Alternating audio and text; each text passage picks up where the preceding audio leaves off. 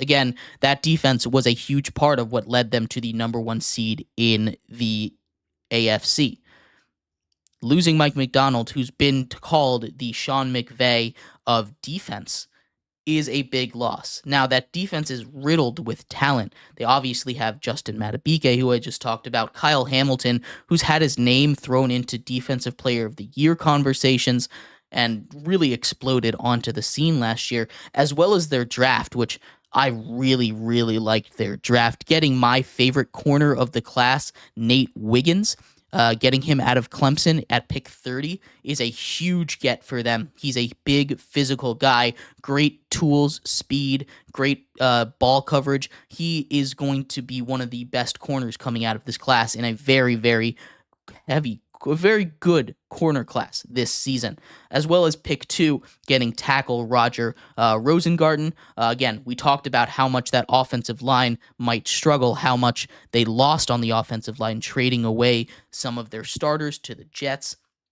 They get him in to play tackle. Outside linebacker Adisa Isaac out of Penn State, again, to replace a guy like Patrick Queen. And finally, in round 4, these are the guys that I think are going to be the ones that could make a day 1 impact. Tez Walker out of North Carolina. These are guys that I think are insanely talented. They killed the draft. They got guys that could come in and be part of a productive role on your offense right away. Day 1. You add Tez Walker to a wide receiver room that already has breakout rookie Zay Flowers, Rashad Bateman if he can stay healthy, and I assume he's going to take the spot of Nelson Aguilar. I like him more than Nelson Aguilar, but we will see. That tight end room has Mark Andrews, of course, and Isaiah Likely, who quietly was one of the best tight ends in football last year with the amount of time that Mark Andrews was out for. Obviously, Lamar Jackson, it starts and stops with him, but they pair him up with the best running back he's ever had. Before that, probably Mark Ingram was the best running back he's had to deal with, and I'm personally a big Mark Ingram fan. He's gotten me through a lot of fantasy championships in my day, but he's nothing when compared to Derrick Henry. Derrick Henry is going to provide that extra scare factor, and this is also going to help Derrick Henry. People talk about how he's 30 and how he's hitting the wall of the running back. You see him start to slow down, but in Tennessee, he was dealing with a much worse offensive line, first of all. Second of all, he was dealing with what is, a much more stop Derrick Henry style defense when we're talking about the teams that played the Titans. He would see 8-man boxes all the time. You're not going to see that against Baltimore. You can't leave 8 men in the boxes when you have Zay Flowers, Mark Andrews on the outside, Rashad Bateman, Tez Walker. These guys are going to leave holes wide open for Derrick Henry, and he might not have the same amount of usage. But this is going to be a huge, huge year, huge boon for the Baltimore Ravens. Now, as far as the defensive side, that's where I want to take a bigger look at it, right? Because they still have a lot of returning pieces from what was the best defense in football last year, right? I already talked about Justin Madubuike. They still have Roquan Smith, who's one of the best linebackers in football. Marlon Humphreys on the outside to go with safety duo Kyle Hamilton and Marcus Williams. They do probably, again, bringing in Nate Wiggins is going to be huge. He's not listed as a starter, but I'd expect him to be a starter as long as he can get healthy. I think that would be huge for their secondary. Their defense might take a step back. Again, they lost their defensive coordinator, who is supposed to be one of the best defensive coordinators in the league. I'm curious how much of a step back they're going to take. This is still a really, really good defense. And that's always been the identity under Jim Harbaugh, right? Or John Harbaugh.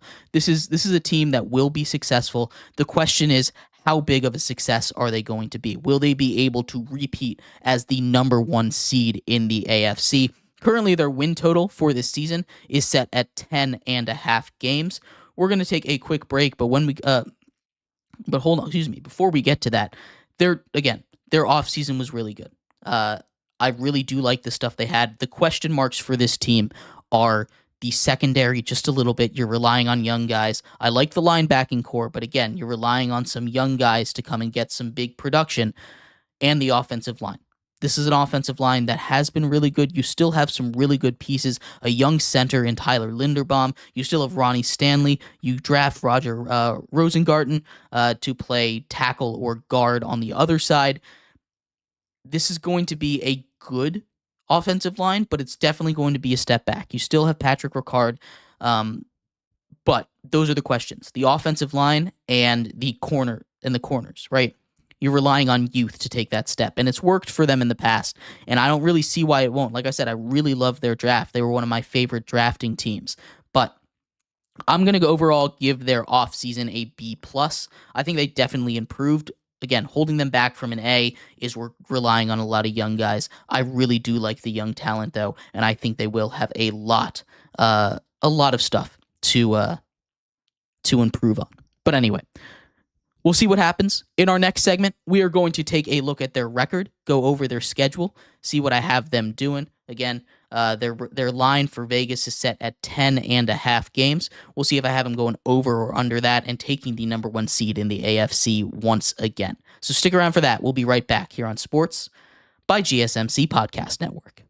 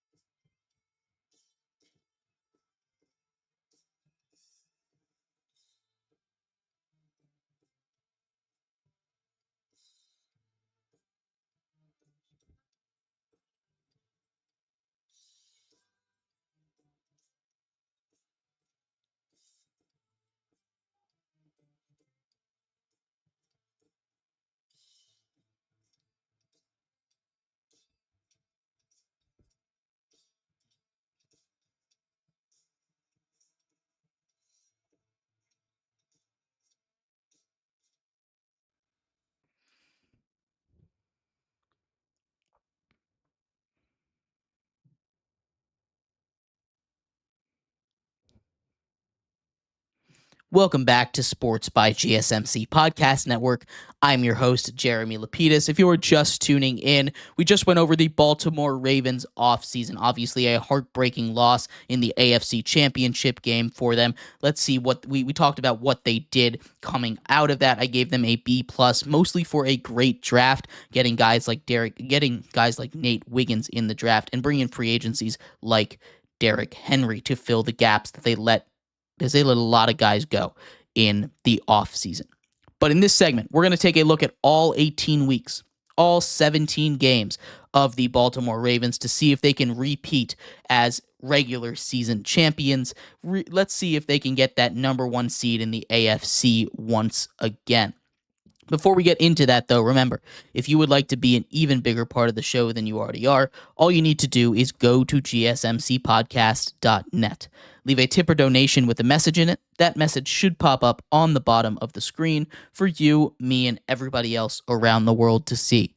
If you do have a burning question about sports, anything at all that you would like to ask, go ahead and throw that in the comments. Throw it in the chat. I will get to it as soon as I possibly can.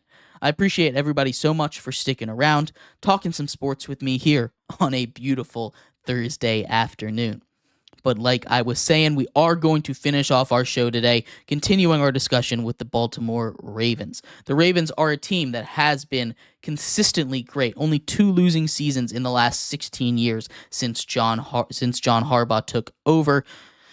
The Ravens are, once again, going to be a very good football team. We talked about the Bengals yesterday. They had a bounce-back season by my predictions here, and the Ravens actually get to open up the season for us, taking on the Chiefs on the road with Week 1. We talked about how it's going to be a little bit of a easier schedule for the Bengals. The Ravens, it's a bit of a different story. Obviously, getting a number 1, a 1 schedule in the division doesn't help. You have to take on a team like the Bills that the rest of your division doesn't have to take on. You also have the AFC West, so you have to take on the Chiefs. The rest of that division shouldn't be too much of an issue, though, as well as the NFC East, with about half of that division might be able to cause fits for a team like the Baltimore Ravens.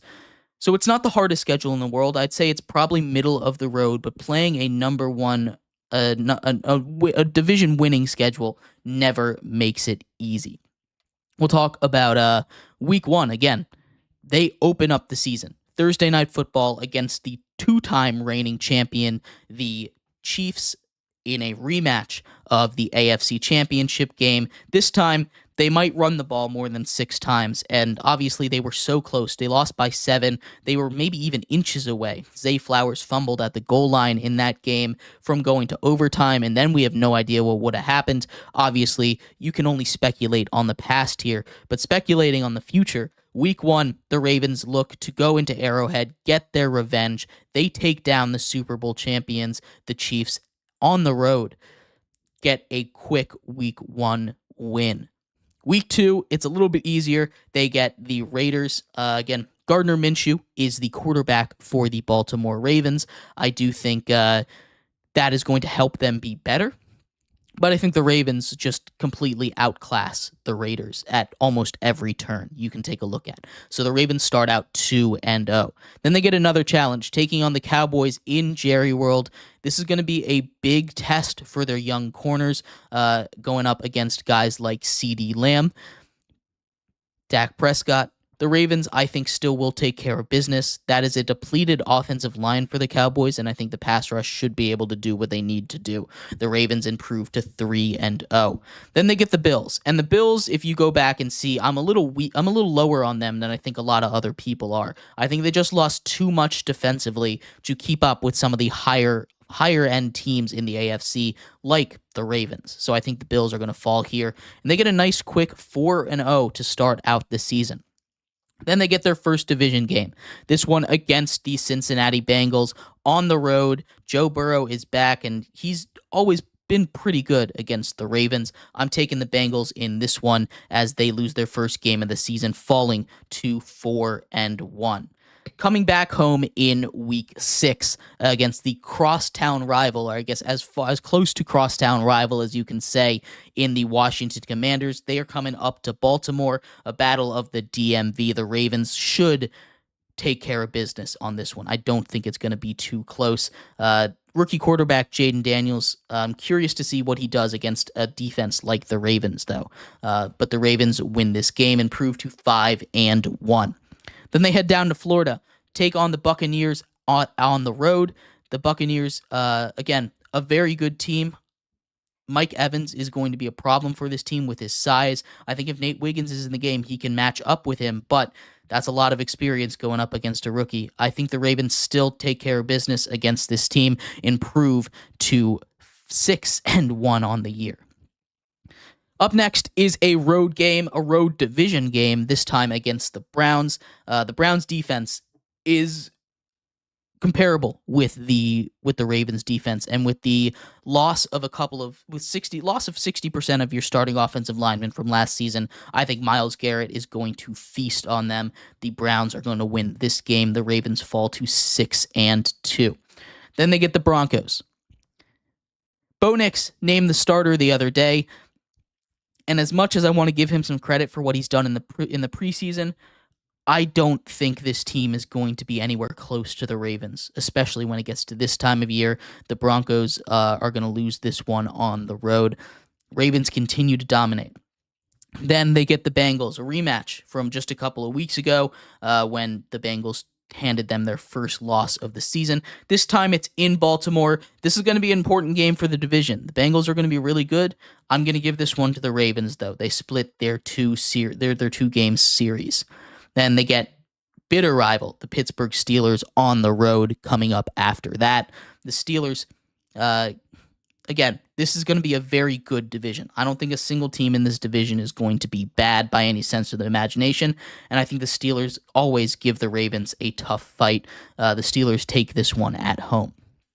Then they go all the way across the country to LA to take on the Chargers and Justin Herbert. This one should be a little easier, not the same level of defense. A battle of Harbaugh brothers, though. It should be a lot of fun. I am giving this one to the Ravens. Then another tough test. Coming back across the country after that, taking on the Philadelphia Eagles at home. This should be a really fun one. A really fun battle of the birds here in week 13. I'm going to give this one to the Ravens, though. I do think that the Eagles have what it takes to beat them, but the off-season stuff with Jalen Hurts and the coaching staff and the kind of lack of chemistry between them, I think could really hurt them in an important moment, like an important game like this. So heading into the bye, after 13 weeks, Ravens are sitting pretty at 10-3. They get a bye week again. It's a late bye week. Hopefully they can get rested up as they prepare for the playoffs. The rest of their schedule isn't the easiest, isn't the toughest. They have 2 division games, and in this division, that could go either way. Then they play the Texans as well, but they also get the Giants in there. So mix of good and bad as they head into the end of their schedule there. This is going to be important. Again, as we sit right now, the Bengals and the Ravens are tied at the top of the division. Coming off their bye, they go up to the Meadowlands, take on the Giants. Especially coming off the bye, I don't see a way they lose this game unless something crazy happens, and we never project injuries here. So I'm giving this one to the Ravens. They improve to 11-3. Then they get the Steelers. The Steelers in the midst of a brutal stretch down the end of the schedule, probably the second hardest stretch in all of football, only trailing the Dolphins. But I think I don't think the Steelers, with their quarterback situation, will be able to win both games against the Ravens, and the Ravens are going to take this one and improve to 12-3. Then they get another big test, this one against the Texans on the road. CJ Stroud, they met up in the playoffs, obviously, and I think this one's not going to go any differently. I think the Ravens will win this one as well. Then the final week of the season. This is for the number 1 seed in the AFC. This is for the division as well, as both of these teams have the same record. Both the Ravens and the Bengals are sitting at 13-3. The Bengals get the Steelers. The Ravens draw the Browns. Both really tough matchups. They'll be playing at the same time here. I'm giving this division to the Ravens, though. I have the Ravens taking down the Browns at home, and the Steelers taking care of business against the Bengals at home as well. It's going to be a tough season. It's going to be a brutal fight, especially in this division. It always is in the AFC North, but I have the Ravens finishing 14-3, making the playoffs, obviously winning their division. That puts them back at the number 1 seed in the AFC. I think that combination of Derrick Henry and Lamar Jackson on the ground is going to be brutal for any team to go up against, not to mention what Lamar Jackson and that improved wide receiver core can do against you in the air. I don't think there's any way that any team can really handle this Ravens offense easily. The question is, will the offensive line hold up? I think they'll hold up just fine in this situation. It's not going to be the elite offensive line we're used to, but it's going to be better than the one in Tennessee, and the defense should be just fine without Mike McDaniel. But let me know what you think of the Baltimore Ravens. I would love to hear your thoughts. Do you think I went way overboard giving them 14 wins? Do you think they're going to take a big step back coming off of Lamar Jackson's MVP season? I'd love to hear your thoughts on that and anything else we talked about in today's show. Go ahead and throw that in the comments. I'll address it tomorrow if we need to have a discussion about it. But thank you, everybody, so much for sticking around, talking some sports with me here on Sports by GSMC Podcast Network. I've been your host, Jeremy Lapidus. I'll see you same time, same place tomorrow to close out our week, where we'll talk about the Power 5 conferences. We'll do some college football preview as the season starts on Saturday, as well as our second to last team, our penultimate team of the NFL, and of course our Friday MLB Power Rankings. So come back tomorrow for all of that. I'll see you then. You guys have a good one. Bye-bye.